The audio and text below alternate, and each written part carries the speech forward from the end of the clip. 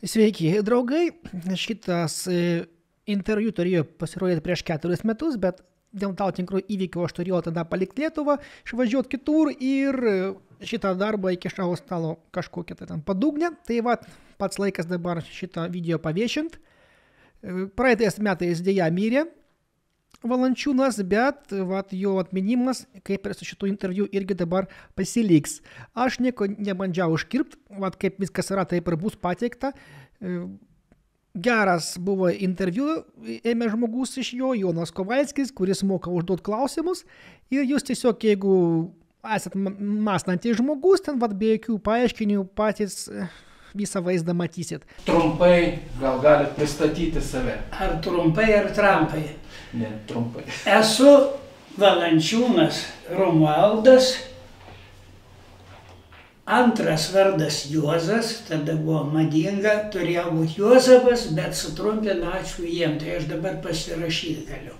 Ir iš Romualdo irgi vieną raidę išmetė, tai esu kaip ir Granauskas rašytojas. Pagal pasą Romualdas, bet ką darysi. Esu uteniškis, nors gimiau Dzūkijoje.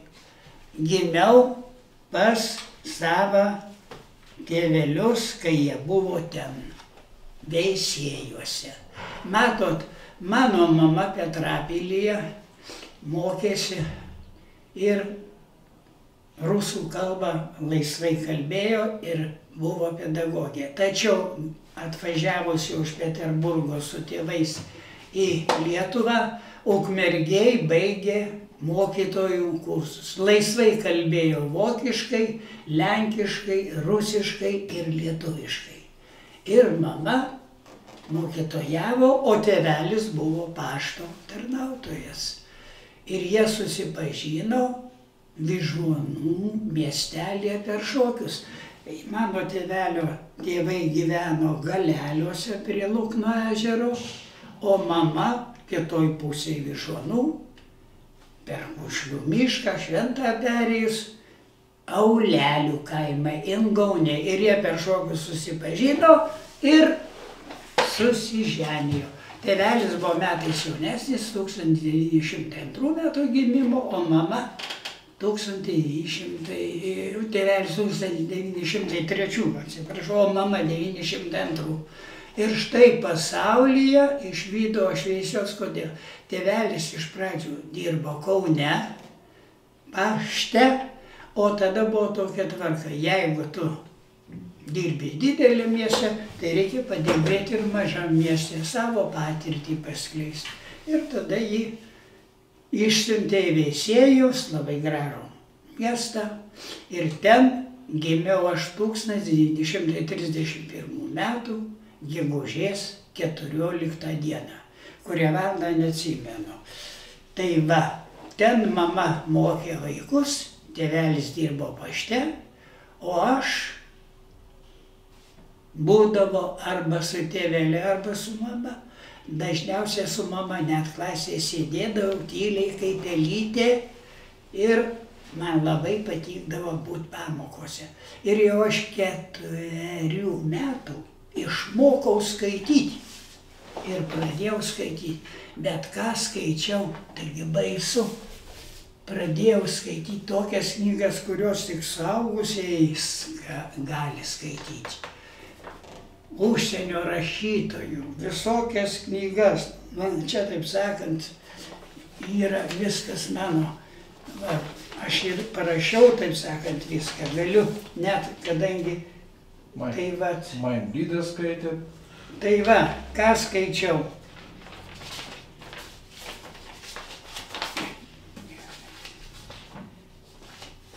Skaičiau Justo Piliponio Kaukolė žalsvam čemodane. Tai tada buvo detektyvinė knyga. Toliau skaičiau Raitelis be galvos, Ayn Rydo, Misisipės piratai. Ir kai tėvai nematydavo, gyvenom bute, kurie buvo 3 kambariukai, aš prie žvakigalio pradėjau ir skaičiau Zevako Bodžių lizdą Primavera, Ragastena, knygos, kurių tik suaugęs gali skaityti. Ir taip išmokau skaityti ir pradėjau tada lankyti mokyklą pradžios. Veisiejuose? Ne, atsiprašau, Veisiejus tik skaitydavau. O mokyklą pradėjau, kai mūsų tėvelį, mano tėvelį, į paštininką perkėlė į Rokiškį.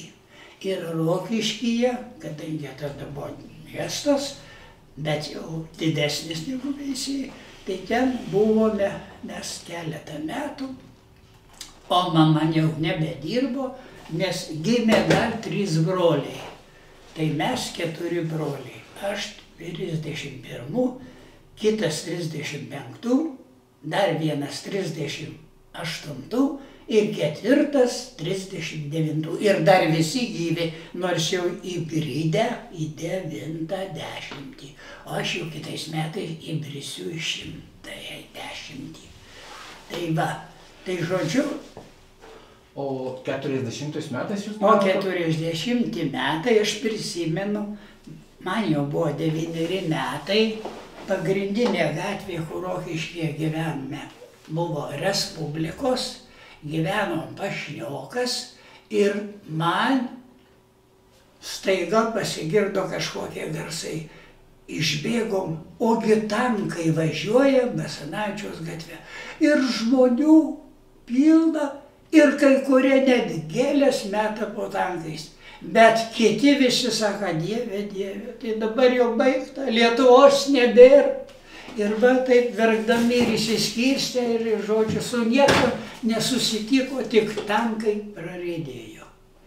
Ir tada tėvelį pasakytą anekdotą nulėmė jo, pasakytas anekdotas nulėmė jo gyvenimą tolimesnį. Jį pasodino į Utenos kalėjimą, nes jau tada mes gyvenome iš Rokiškio, buvom įsikėlę į Uteną dar pagyventi tėvelio tėviškiai. Ir jeigu ne Kunčiūnas, kalėjimo prižiūrėtojas, tai būtų ištikę taip pat Rainių tragedija. Jis visas duris atrakino ir išėjo. Ir tada prasidėjo jau karas, vokiečiai, ir tada jau gyvenom kaip žmoniškai, bet tėvelis jau sirgo džiova, tuberkuliozę, plaučių džiova ir jau gyveno Galelių kaime. Aš ėjau į mokyklą iš Galelių 7 kilometrai ir naktį, jeigu antroj pamainoj kartais mus mokindavo, tai baisu, tai bėgdavau bėgti ir pasidariau Tai toks. čia jau vokiečių okupacijos metais. Jau antroj rusų. Kadangi tėvelis mirė 44 metų, sulaukęs tik tai 45 metus. 45 metų. Tai tada mama dirbo kolūkį, buhalterė, mums laikė, 2 broliai buvo į vaikų namus įtalpinti. Ir aš baigiau Saulės gimnaziją, tada buvo klasės kaitaliodavo, tai perkelė, tai į kitą. Vis tik mes mokėmės, vadinosi, berniukų ir mergaičių vidurinė mokykla Saulės. Ir mūsų buvo 151, baigėm visi, išskyrus kelis, kurie gavom pataisas, tame tarpe ir aš. Už rusų kalbos gavau pataisą, kadangi man liepė parašyti, atėjusi naują klasės auklėtoją, Tamara Zacharenkova, kodėl A klasėje 7 komjaunuoliai, a B klasėje, kur aš seniūnas, tik 1. Ir aš tada parašiau ir kitą dieną klasėje paskaičiau, klasiokai paplojo, išskyrus tą komjaunuolį, kadangi aš pasakiau, nebuvau nei spaliukas, nei pionierius, niekada nebūsiu ir komjaunuolis. todėl kad mano brolis Napaliukas, būdamas 23 metų, žuvo partizanaudamas, sudegintas gyvas. Ir aš sakau, ir antra, aš sakau, nenoriu kištis į jokius reikalus, nenoriu tapti kažkokiu tai dar veikėjų. Aš sakau, klasės seniūnas ir man to užtenka. Ir parašėm rašinį, atpasakojimą. Po poros dienų kviečia ir praneša rezultatus. Skaito, tada buvo penketų sistema, skaito penketas Jauniškiui, penketas Zabulėnui, ketvirtas Tamulevičiui. Manęs nėra. Trejetas tam, manęs nėra. Ir pagaliau dvejetas Valančiūnui. Žinok ką. Ir tada pataisą išlaikiau, į aukštąją jau per vėlu buvo stoti. Tai kągi, tada reikėjo ieškotis darbo, aš bedarbės. Jau man 20 metų. Nueinu į švietimo skyrių, tada amžinatilsį Balys Stasiulionis buvo. Ir jis sako, kaip tu laiku atėjai. Rugsėjo 1 atidaroma nauja Pakalnių 7-metė mokykla. Čia kelinti metai? Tai 51. 51. Kada baigiam ir tą rudenį, aiškiai baigiam. Mokytojų paskirti. Taip, ir ką sakau, dėstysiu lietuvių kalbą ir rusų kalbą. Ir dar fizinę kultūrą. Tai man taip išėjo naudą, rusų kalbą gerai valdžiau ir vėliau per gyvenimą eidamas, drįsdamas, sunkiai Pakalniuose nestojau į partiją. Jau mane kalbino stokį partiją, nebuvau ir nestosiu. Ir iš rusų kalbos išverčiau 8 knygas. O norėjau paklausti, šiaip tai tėvelis kalėjime buvo, kaip sakot, pasodintas Utenoj. Taip. Nu, kaip ir nelabai politiškai partijai pritarti. Ne. Jūs į komjaunimą esate. Bet jis taip anekdotą paprašė. Taip. Jūs į komjaunimą stojate iš principinių nepritarimų. O paskyrė jūs dirbti mokytojų. Kaime. Ir jau ten mane kolūkio pirmininkas, komunistai kalbino stokį mane. O partijos komitetui nekilo klausimų, kad tokiam atsakingam postui? Ne. Ir tada aš Pakalniuose kas buvau, ir draugovininkas, ir gamtosaugininkas, ir profsąjungos komiteto pirmininkas, visur kišo mane. Ir dar dėstydavau Velviškyje, sakiau. Nu, žodžiu, politratelis. Agitacija ir propaganda. Taip, agitacija ir propaganda. Ir tada jau 13 metų prabėgo, 64 metais paskambina iš partijos komiteto sekretorė Mykolaitinė, tada buvo antroji, ir sako, rytoj turi būti pas mus. Iš partijos komiteto. 10 valandą. O mašinų taigi nebuvo, tada tai arklį samdžiau ir nuvežė mane. Išsigandau, ko mane kviečia.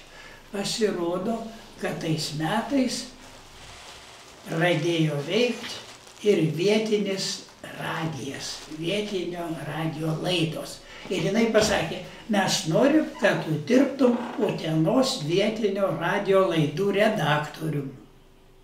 Tau būtą duosim, tavo žmonai darbą duosim. Mano 2 dukrytės, viena jau mokyklą lanko, jinai gimusi 53, jau 11 metų, kita mažesnė. Ir,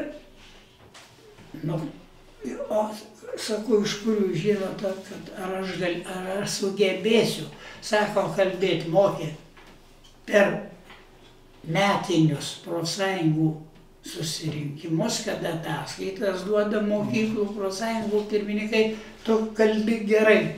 Irgi sutikau ir apsigyvenom Utenoj, dirbau, radio taškai, taip vadinamieji, radio taškų augėja, vos ne dienom ir jau 1000 perkopė. Aš duodu žinias Utenai ir kartu kasdien duodu žinias Lietuvos radijui. Tai labai įdomu. Taip. Derinti turinį. Taip. Tai laidų turinį su kuo? Taip. Su kuo reikėjo? O derinti su manim. Aš pats. Aš niekam neduodu. Tada tuo metu man derinti. Visiškai kūrybinė Ir aš laisvė. kritikuodavau ir daugelį, kurie mano akyse tikrai buvo ir girtuokliai darbo metu, ir, žodžiu, aš nebijodavau. Keiksmažodžių nepraleisdavau. Ateidavo žmogui, sakydavau, susitardavom, kokią temą kalbėsim. Ir maksimum 3 minutės. Bet sakau, jūs tik nesikeikit. Oi, ateina mokytoja, lituanistė. Sakau, aš niekad gyvenime nesikeikiu. Ir pradedam kalbėti, kalbam. Tai kaip sakau, atėjote, lietus lyja. Tai va, kur va pro upelį ėjau ir nesuijo mane. Sakau, jūs keikėtės. Kaip? Atsuku. Kai ėjau va, kur va. Taigi, sakau, mane iš darbo išves. Tada tai pasijokėm. Tai vėliau, nors aš dirbau radijui, tik tai pirmuosius metus, po pusės metų, gruodžio mėnesį, vėl mane kviečia į partijos komitetą. Dabar, sakau, jau man duosiu radiją. Jau kviečia pirmasis sekretorius Vytautas Tarijonas. Ir sako, kas tu esi? Sakau, radijo laidų redaktorius. O, redaktorius. Tai jeigu tu redaktorius, tai kodėl tu ne komunistas? Visi mokyklų direktoriai, visi komunistai. Arba stoji į partiją, arba viso gero, nors dirbi neblogai. O tai metus jau pradirbot? Pusę metų. Pusę metų, ar ne? Gruodžio mėnesį. Aha, ir tada sako, stoji, arba stoji, pasituri su žmona. Paskui išaiškėjo, kad kai Mykolaitienė mane jau siūlė būti redaktorium, jinai apie tai, kad turiu būti partinis, nei žodžio nesakė. Vėliau pasirodo, turėjo pasakyti, aš tikrai tada neėjęs iš pakalnių niekur. Būčiau pakalniuose ir pragyvenęs. Tai va, o tada praeina 2 savaitės, sako, viskas, su radiju baigta, tu esi komunistų partijos narys, turi klausyti vyresnybės. Eini į partijos komitetą, propagandos agitacijos skyrių ir būsi instruktorius. Tai įstojot į partiją, ne? Taigi, kai pasitarėm su žmona, ar stoti ar ne, mes jau gyvenam Utenoj, vaikai vienas darželį, kitą, sako, reikia. Ir uošviai mano dar gyvi. Sako, nustok ir stoju. O tada po 2 savaičių viskas, radiją atiduoda kitiem, tai buvo dabar dar Gėjos Pabedinskas, paskui televizija, amžinatilsį Šilinskas po manęs dar klausdavo, kaip dirbti, o mano redakcija buvo Aušros gatvėje, dabar yra kavinė Elfas. Aš 2 aukšte laiptuose. Užlipt reikia į palubę ir ten ateidavo žmonės. Tai tada aš 13 metų dirbau ir jau norėjau išeiti iš partijos, man atsibodo. Ir pasitaikė proga, kad mano vadas, pirmasis sekretorius, išvyko ilsėtis prie Juodosios jūros. Tada aš parašiau pareiškimą 2 sekretoriui, prašau mane išleisti iš šito darbo. Kitaip sakant, prašau būti atleistas. Ir jis atleido. Kai grįžo sekretorius, tai aš tada neturėjau vietos, kur... Tvarijonas. Taip, Tvarijonas kelkė mane viskas. Ir tada pradėjo mane mėtyti, paskyrė Tresto statybinio kadrų skyriaus viršininku. Ir ten jau aš dirbu viskas. Bet ten darbo metu ir pijokauja, ir girtuokliauja, žodžiu, betvarkė. Ir aš jau kaip kadrų skyriaus viršininkas baru vieną kitą. Ir štai ateina po poros metų vėl, žodžiu, rinkimai, ašgi komunistas. Ir manęs nebepasiūlo net į tarybą, tai rinkimus. Komitete, partijos? Ne, jau teritoriniam statybos treste. Ir tada, žodžiu, mane pradeda mėtyti. Dirbu pieno kombinate, dirbu kraštotyros muziejuje. Ten man labai patiko, bet po 10 ar kiek tai metų mane vėl priima į radiją skambutis iš Vilniaus ir 94 metais jau vėl dirbu Lietuvos nacionalinio radijo informacijos redakcijos etatinių darbuotojų. Kieno čia protekcija? Taigi žurnalistai. Tai dirbu Lietuvos nacionalinio radijo ir televizijos. Taip, sakėte, redakcijos. Skambutis iš Vilniaus jums ar čia vietiniai valdžiai? Ir vietiniam radijui taip pat dirbu. Ir tik tada, po 10 metų, iki 2003 jau dirbu Vilniuje netatiniu. Bet vis tik tai jau atidirbu, pensija mano jau. Ir 6 metais išeinu į pensiją ir gyvenu iš pensijos. Žmonelė susirga sunkia liga. Pas dukra Kaune gyvena 6 metus, galima sakyti, gulėdama tik lovoj. Ir tada miršta jinai prieš 4 metus, 2016. Ir tada aš po metų apsigyvenu šituose socialinės globos namuose ir čia jau gyvenu 3 metai.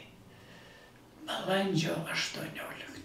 Čia labai sąlygos geros, mūsų bendaukštė ramu, biblioteka vietoj, laikraštį vietoj, viskas vietoj.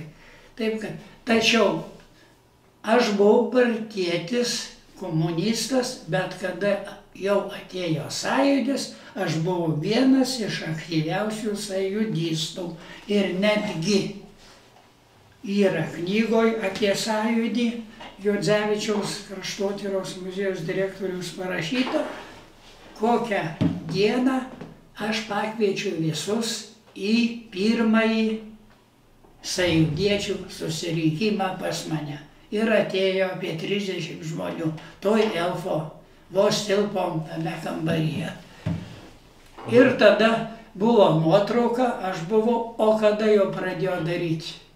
Tikra, taip sakant, sąjūdį viskas pakrypo kitaip. Jums galim padaryti ramybę, aš atsinešiu tą knygą. Tai nieko tokio, bet... Tai toj knygoje esu aš nuotrauka, kuriame esu ir stoviu. O praeina 3 dienos, vyksta, atvažiuoja iš Vilniaus sąjūdiečiai, atvyksta vienas rašytojas, atvyksta vienas veikėjas sąjūdžio ir tiesos, netiesos skliausteliuose sakymas. Ir svarsto tą knygą ir tada nutarė, knygą baigiam svarstyti, o darome steigiamąjį Utenos sąjūdžio susirinkimą. Ir balsuoja, manęs iš salės pasigirsta balsas, komunistų nerenkam. Ir manęs nepasiūlo, nors į tą 21 tarybos nario sąrašą patenka 5 komunistai. Bet jie matot, ne per radiją dirba, jie kitur dirbo.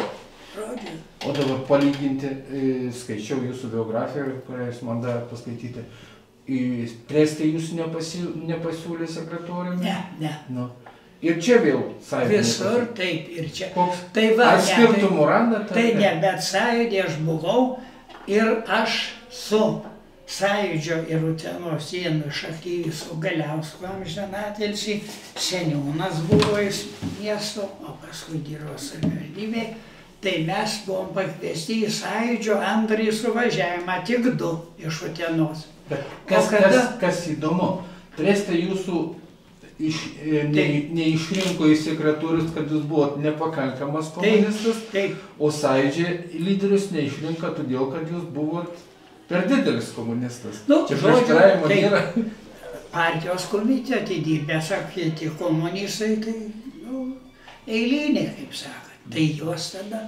Ir jie tada jau manęs net, nors ten priėmė ir tuos, kurie įsiterpė į sąjūdį su ženklu. Ten saugumo darbuotojus ir jis dabar dar gyvas Utenoj. Toj knygoje Dečiaus rašo, kas buvo įterpta, 3 buvo įterpti pranešėjai, o 1 šnipas. Ir jo slapyvardė pasakyta. Ir kai paskui viskas išaiškėjo, tiek to, tegul jis gyvena.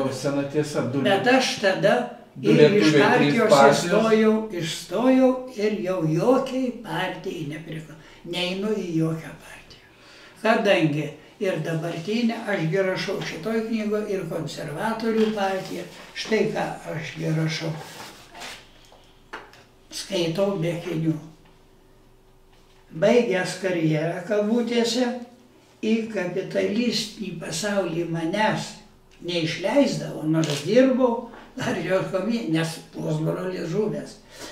Taigi, stovėjau Baltijos kelyje, o mokytojo Rapolo Šaltenio paprašytas, vadovavau rinkiminiai kampanijoje, kai buvo į Lietuvos Respublikos aukščiausią tarybą renkamas jo sūnus Saulius Šaltenis.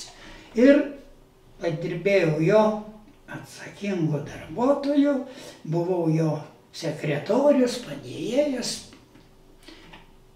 Utenoj tvarkydavau visus laiškus, jis kartą į mėnesį atvažiuodavo, aš į Vilnių. Bet paskui mūsų keliai irgi išsiskyrė, kadangi jis pasakė kartą mums bekalbant, kad Justinas Marcinkevičius tai yra KGB agentas. Nu, tada mes vos nesusibarėm, sako, tamsa galvoji, Sauliuk. Taigi jis rašė katedrą, dar kitus draminius veikalus, kur Lietuva žadina.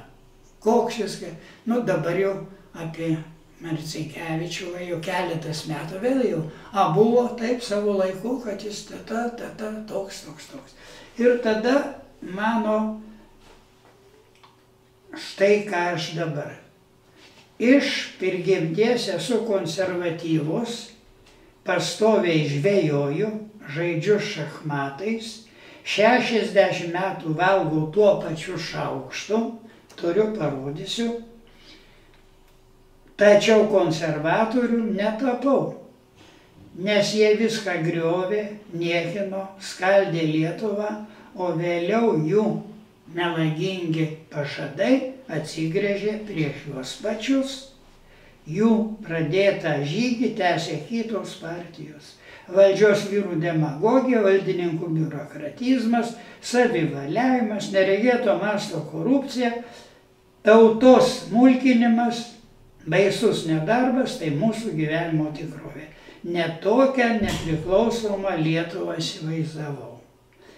Skurdas jaunus žmonės varo į neviltį, paverčia juos nusikaltėliais, net ir gabiausi jaunuoliai negali savęs realizuoti, jeigu jų tėvai neturtuoliai. O mes 70-mečiai prarastų pensijų kartą gyvenam tik prisiminimais, kai galėjom ir keliauti, ir poilsiauti, ir į teatrus, sostinėje važinėti į spektaklius. Gaila, kad tiek jau ilgai gyvenau, bet tiek mažai nuveikiau. Dabar man jaugi 89 metai ir perspektyvų kažkokių nematau. Nu, duok Dieve, gal nauji išrinkti spalio 11 dieną, 22 partijų atstovai, ne 22 partijos užregistruotos, ar jos visos kandidatus bus neaišku, bet keletas, koks jau 6 ar 8 tikrai balotiruosis. Socialdemokratai, krikščionys demokratai, nu ir taip toliau. Tai va, tai žodžiu, aš dabar niekam nepriklausau, jokiai partijai ir džiaugiuosi dar gyvenimu. Turėjau 2 dukras, turiu 4 anūkus ar vaikaičius, dabar sako, ir 6 provaikaičius. Ir su jais dar Tai nuotraukomis, tai telefonu pakalbu, tai nuotraukas atsiunčia. Tai aš anksčiau važiuodavau pas savo dukrą Raselę į Kauną ir mes ten žmonelė ten jau gyveno. Ir žodžiu, atšvęsdavom ir Kalėdas, ir Naujas metus. O čia dabar mes sunkiai dirbam, už tai gaunam 20% mūsų pensijos. Tai jeigu tamstos pensija, pavyzdžiui, 100 eurų, tai gausi 20, bet jeigu 300 eurų, tai jau nebloga, tai 60 eurų už sunkų darbą, nes čia reikia 3 kartus eiti ryte, per pietus, vakare valgyti. O valgys nėra iš skaniųjų, bet reikia valgyti, kad gyventum. Tai va taip ir užsidirbam tada savo 20%, nu pajuokaujam, bet po algos šitos gavimo 3 aukštas, kur gyvena jaunimas, iki 35-40 metų prisiperka degtinės, pastatyta dabar Norfa visai toli, išleidžia, nubėga ir tada triukšmas, šauksmai, keiksmai. Nu, tai ačiū Dievui, kad tik porą dienų paskui ramiau. Ir kartą į savaitę atvažiuoja policija, padara, pamoko jos, nu ir kas iš to? Iš to niekas nesikeičia. Galima klausimą vieną? Prašau. Žiūrėkit, į sąjūdį, sakėt, vienas aktyviausių buvo sąjūdį iš Baltijos kelių, Utenoje sėdėtis. Ko tikėjotės iš sąjūdį? Aš į sąjūdžio vis tik tai, kadangi buvo sąjūdėtis Romualdas Ozolas, labai man gerai pažįstamas, nes kai verčiau iš rusų kalbos, leidyklos, jis dirbo leidykloje, skyriaus leidėjų, mes su juo susipažinom ir jis buvo nuostabus žmogus, filosofas. Tačiau vėliau jo likimas toks, kad jam nedavė jokių pareigų, o tikėjusiu, kad sąjūdis padarys Lietuvą laisvą, nepriklausomą, nevaldomą iš Maskvos, o valdoma Lietuvos. Taip, kaip buvo, aš atsimenu, Smetonos laikais, smetoninė valdžia. Man patiko, tėvelis dirbo, mama dirbo, mus visus 4 vaikus augino. A, kai atėjo rusai 40-ais, tai aš sakau, ir mama augino mus namie tik ir pas senelius kaime, vos pragyveno. Tai iš sąjūdžio kokias? Tai va tokia mano sąjūdžio buvo. Ir aš dalyvavau, važiavau į suvažiavimą sąjūdiečių, nors nebuvau narys jau Utenos rajono. Baltijos kelio, kai buvo 25-metis Ukmergėje ant Piliakalnio, nebuvo kam važiuoti, tai mane iškvietė būtinai ir aš ten kalbėjau Ukmergėje. Baltijos kelio 25-mečiui. Ir paskui čia rašote, kad tai čia sąjūdžio kaltė, kad pasidarė tokia situacija, suskaldyta Lietuva. Kadangi tada visi, ašgi, pavyzdžiui, buvau gatvių keitimas, Utenoj prasidėjo, Komunarų gatvė, Aušrų, buvau komisijos narys, 5 buvo, 1 komunistas netgi buvo ir 4 jau sąjūdiečiai. Tai šitą pakeitėm. Dabar, sakom, reikia pakeisti ir Gegužės 1 gatvę, Miškinių gatvę. Kaip? Tada tas komunistas, teisėjas tuometis, Surgailė. Kaip Miškinius, šitos bandytus? Pasirodo, jis visai nežino, kas tie Miškiniai. Kad tai yra rašytojas ir kad tai yra gabus pedagogas buvęs. Ir tada, žodžiu, susibarė, ir taip toliau. Tai va visur tokiuo būdavo. Buvo atvažiavę šitas sąjūdžio dviratininkų žygis, tai turėjo vykti aikštėje, jų neįleido, tik stadione, o paskui išaiškėjo, kad ne partijos komitetas uždraudė, bet milicija. Kam čia jie aikštėje Utenio rodys dviračius.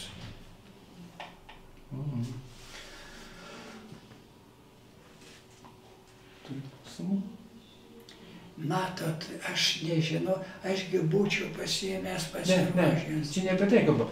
Mus labai domina, ėjote į sąjūdį aktyviai dalyvavo. O paskui sakot, kad iš to viso to nieko neišėjo. Ne, Kodėl?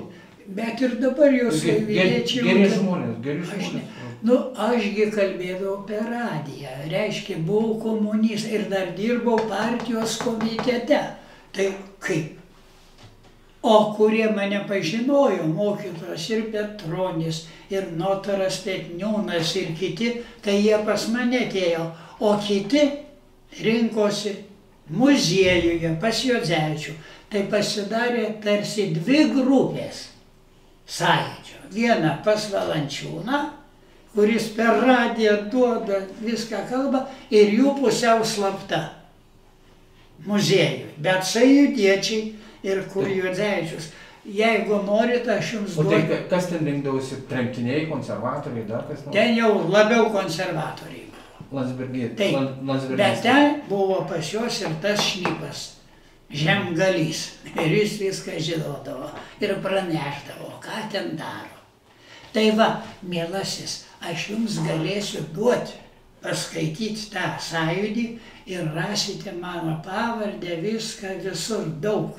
Taigi Juodzevičius rašė ir oficialiai, kad aš kviečiu sąjūdžio pirmąjį susirinkimą pas mane, nuotrauką ir taip toliau. Tai aš jums duosiu gerai, šiandien galėsiu duoti. Va.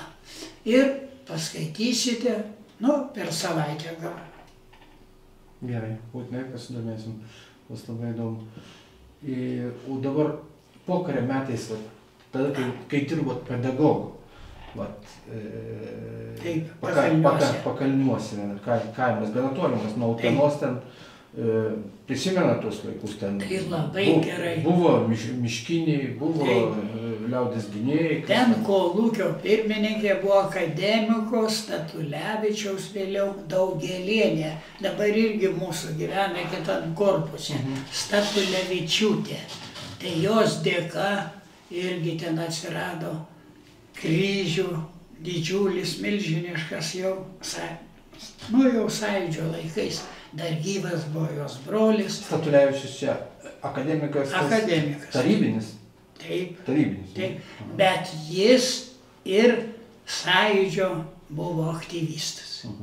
Ir jo dėka įsikūrė ir mūsų uteniškių klubas.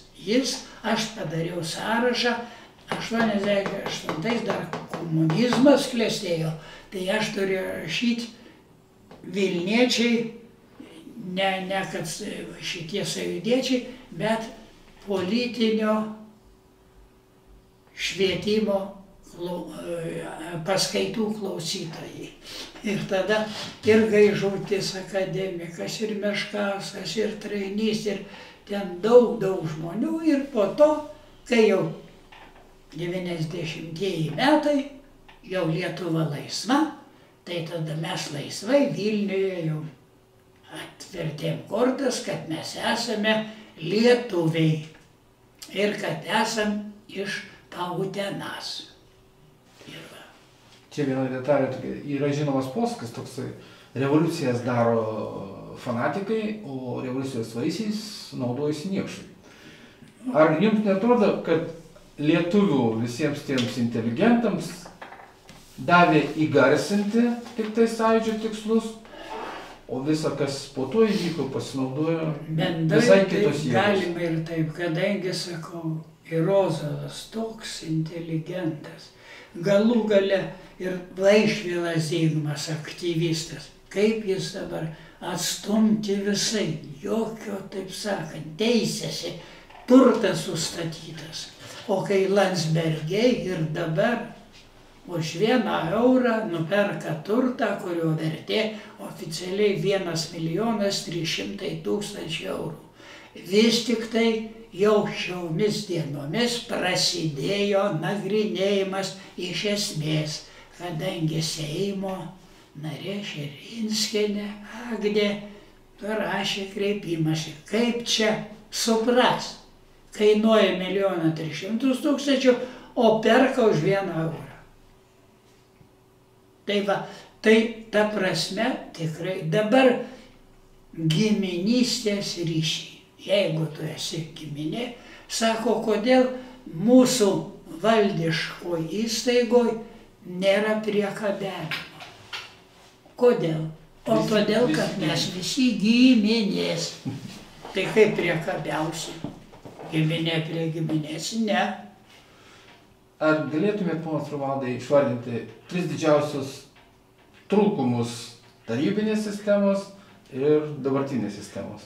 Tarybinės sistemos tai trūkumas, jeigu, tai vis tik... 3 didžiausius, jūsų nuomonė. Vis tik pirmas, kad vertė būti paklusniais tarnais. Maskva mums diktavo viską, ką mes turim daryti. Net ir tikėjimas ir viskas, žodžiu, buvo, bet, palaipsniui vis tiek bažnyčios išliko, bet pogrindis atsirado ir taip toliau. Tai pirma, kad mus norėjo taip darytume, kaip jie užsimano. Maskvos diktatas. Antra dalis, kad tada vis tik tai valdžioje esantys turėjo didelės privilegijas. Kad ir dabar, bet ir tada. Jau jeigu jau esi partijos komiteto sekretorius, rajono vykdomo komiteto pirmininkas, tai tau viskas atkelta. Galėti ir į bazę, jeigu ne, tai vairuotoją pasiunti, kad tau reikia to. Netgi Pabedinskas Skirmantas, kuris televizijoje dirbo vėliau ten, tai tas nueidavo į bazę ir sakydavo, aš matau, kaip jūs iš bazės duodat žmonėm, jeigu man duosta, nebus televizijoje. Ir jam duodavo. Ir jis, kitaip sakant, kyšiai irgi buvo tada, tik vadinom kyšiais. Tai antra, kad kyšininkavimas buvo. Nomenklatūrinė korupcija, taip vadinasi. Aha, ir trečia? O trečias, tai kad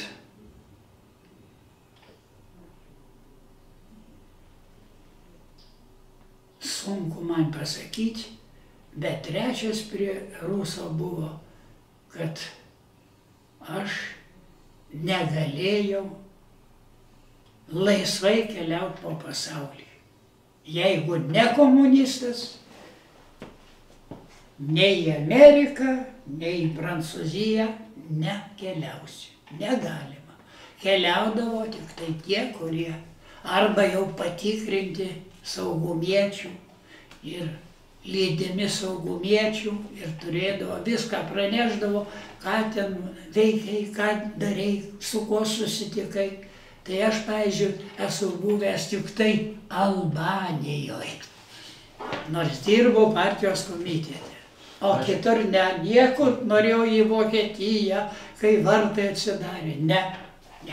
Judėjimo laisvės apribojimas. O dabartiniai laisvoji Lietuvoje dabar 3 didžiausi. Dabartiniai, tai ko nori gali važiuoti. Suprantu, bet 3 didžiausi trūkumai, kuriuos jūs sakėme. Tai jau aš pirmas, kad giminystė, viskas lemia pinigai. Kad dabar pagrindinis vertinimas tai pinigai. Turi pinigų, tai esi tikras lietuvys. Antra, dabar trūkumas, kad vis tik tai jau įpranta net mūsų jaunimas ne tik degtinę gerti, bet ir narkotikus naudoti. Ir nueina šunkeliais. Seniau narkotikų nebūdavo, o dabar ir nors kiek nutveria narkomanų, narkotikų prekiautojų, padėtis beveik nesikeičia. Juk ir čigonų taboras, nors ir iškėlė, vis tiek jie dabar Vilniuje pardavinėja narkotikus. Ir trečia, dabartinė, kad, žodžiu, nebeturime tokios pagarbos žmogui, pagyvenusiam.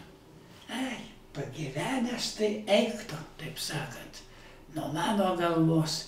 Jau kalbam, tai mes jaunimas, o jau jūs senimas, ilsėkitės. Yra anekdotas, kad sako, visi žmonės turi tokį laiką, kuris vadinamas 18 metų. Tačiau yra labai mažai žmonių, kurie turi laiką, kuris yra 81 metai. Tai va, tai aš irgi kartais, kai man buvo 86, tai aš sukeisdavau ir sakydavau, man 68. Nu sako, tikrai 60. A jau pernai man buvo 88, iš kur bedarysi, pakeis negali. A jau šįmet, jau visai blogai būtų, 89, sukeičiu skaičius 98. Tai aš jau visiškai nurašytas. Tai tik tai va čia, taip kad senimui dabar tikrai sunku gyventi. Senim, ypač tiem, kurie neturi bagotų giminių. Pensijos mažos, palyginti.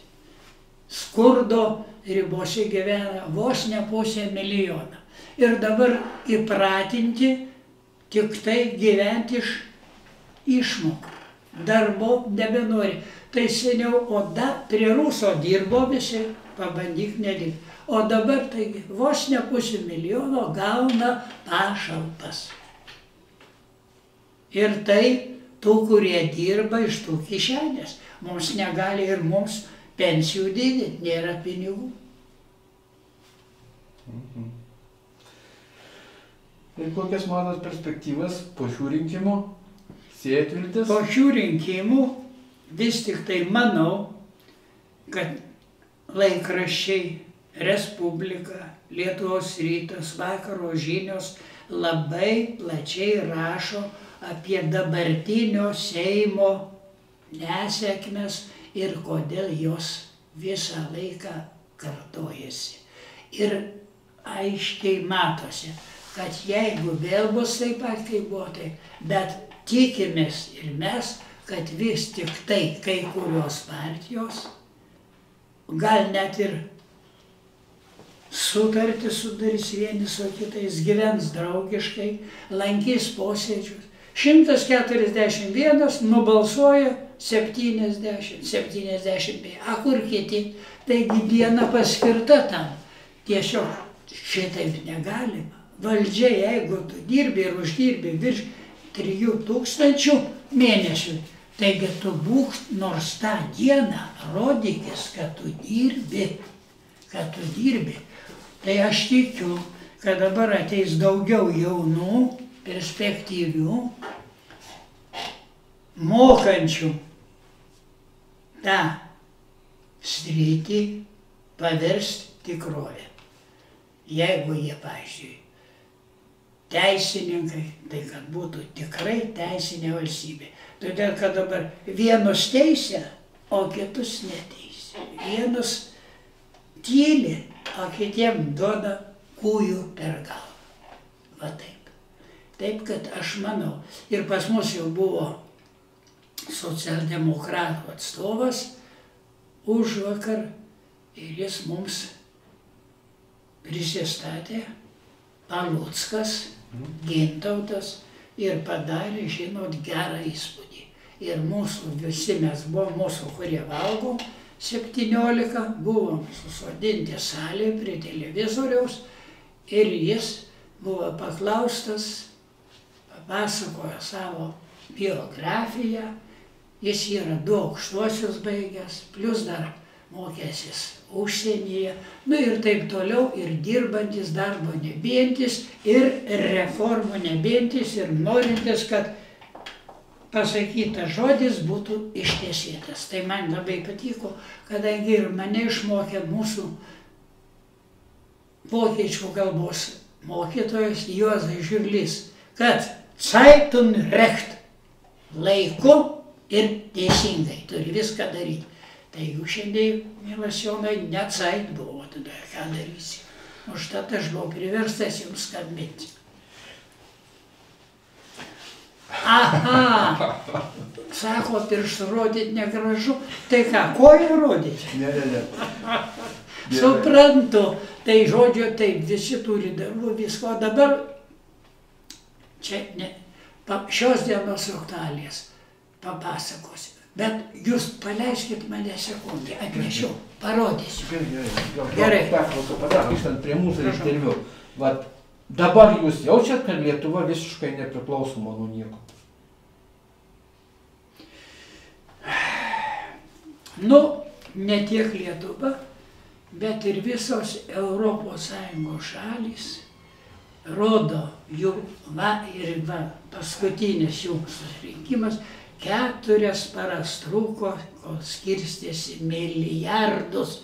Ir daug kas, aišku, dabar mes einam į liberalizmą, o tai jau yra maždaug vidurys tarp kapitalizmo ir socializmo. Jau mums kapitalizmas kai kada maišo koją. Mes negalim dirbti taip, kaip mes norėtume. O čia klausimas buvo taip, kad ar turi Lietuvos vidaus ir užsienio politikoje koks nors užsienio veiksnys? Užsienio įtakos, sakysim, lemiamas. Tai tas ypatingai ES lėšų skirstymas. Tai kaip gali neturėti? Ir jokios kitos įtakos, tik tais lėšos. Nu, sakysim, politiniam gyvenime, ir politiniam gyvenime priklauso. Ekonominiam, kariniam. Kas yra mūsų atstovai Briuselyje, kokių partijų. Tengi amžina yra mūsų rasa. Taip, kad žodžiu jinai. O tai Briuselis diktuoja kokias nors sąlygas Lietuvai, ar ne? Aš bent manau, kad diktuoja. Kad diktuoja. Todėl, kad... O Lietuvos narystė NATO šalyse nulėmė mūsų... Nu, NATO tam tikrą prasme, mato, dabar liepia didinti lėšas virš 2 procentų. Mokam 2, o nori, kad 2,5 procento mūsų biudžeto. Tai reiškia, diktuoja, tai sveikų protų, Dieve mano, jeigu pasaulyje žmonės susitartų gyventi be karų, taigi nereikia nei patrankų, nei tankų, milijardai pinigų. O dabar taip ir taip, taip ir taip. Ir Rusija be abejo mums turi įtakos, kadangi šiaip ar taip, jinai vienu smūgiu galėtų mus paguldyti. Todėl ir Astravo atominė elektrinė irgi čia per vėlai suskubėta ir čia mums kas padarė, kai mums liepė Visagino išmontuoti. O jinai buvo šiuolaikinė, atitiko reikalavimus, o mes dabar skolingi milijonus, kol dar išmontuosim, kol išvešime visą ten esantį susikaupusį purvą. Bet elektrinė, tarp kitko, turėjo veikti dar 30 metų ir gaminti pigią elektros energiją. Nu, žodžiu. Jis saugiausia. Nu, bet, aišku, ne esmė. O ką mes dėl dujų padarėm? Ta pati. Kodėl mes skolinomės, net Latvija, Estai skolinosi 3 kart mažesniam palūkanom, o mes 3 kart didesnė. Nu, žodžiu, įtaka irgi turi. Žinoma, partija tai darė. Taip. Aišku. Galit pasakyti, sakysim, savo palinkėjimus. Ne, pradžiai norėjau paklausti, ar smetoniniai Lietuvoje nebuvo gerai turtuoliams ir blogai vargšams? Bent mano akimis, kadangi vis tiek smetoniniai Lietuvoje gyvenau iki, taip sakant, 49 metų vaikui, tai man bent įspūdis, kad labai didelio kontrasto tarp turtingų ir neturtingų nebuvo. Bent mano toks įspūdis. O tai aš vaikišką sąmonės daugiau man niekas nestrigo. Nemačiau badaujančių, kaip dabar sako. Nemačiau. Gyvenom mes pašniokas, irgi jie jau pagyvenę, dar gaudavo centų. Tai ką žmonės dirbdavo, ausdavo, siūdavo, pindavo ir taip toliau ir pragyvendavo. Kaime žemę dirbdavo, augindavo kiaulės, augindavo veršius. Tai va dabar dėl tų va, maro, bado, viso šitų ligų visų, nu taigi civilizacija pati eina į prapultį. Ir dabar klimato atšilimas tai ne kieno kito, o žmonių procesas, žmonių darbo procesas, kuris gali baigtis. Tai mums, ką, aš jau nebebijau, bet mūsų proanūkiam, provaikaičiam gali vieną dieną trinktelį, kad Lietuva atsidurs jūros dugne. O čia įdomu, ką palinkėtumėt proanūkiams, anūkams, jaunimui? Palinkėčiau, kad jie vieną niekur nevažiuoti į užsienį, gyventų Lietuvoje, kultūringi būtų, gerai mokytųsi, gerbtų mokytojus, tėvus, senelius ir visada galvotų, kad gyventi yra gražu, kad gyvenimas gražus ir kad verta gyventi šitoj žemėje. Ir ypač Lietuvoje, kuri tikrai turi nepakartojamą grožį. Gerai. Ačiū gerbiamas Romualdai. Buvo labai malonu su jumis pakalbėti. Dieve, tai kad pasakęs, man, ašgi būčiau, Dieve. Tai dabar aš